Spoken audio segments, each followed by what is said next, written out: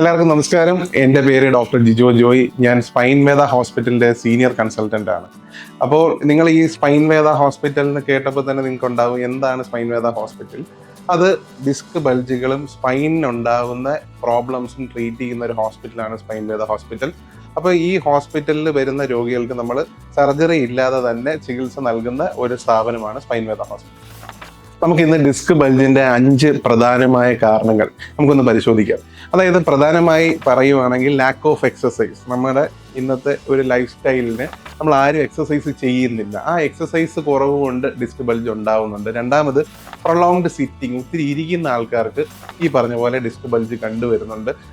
മൂന്നാമത് ഞാൻ പറയുവാണെങ്കിൽ വൈറ്റമിൻ ഡി ഡെഫിഷ്യൻസി. അതൊരു ഭയങ്കരമായ ഘടകമാണ്. ഇന്നത്തെ പോപ്പുലേഷനിൽ നമ്മൾ നോക്കുവാണെങ്കിൽ ഒരു 90% ആൾക്കാർക്കും വൈറ്റമിൻ ഡി ഡെഫിഷ്യൻസി ഉണ്ട്.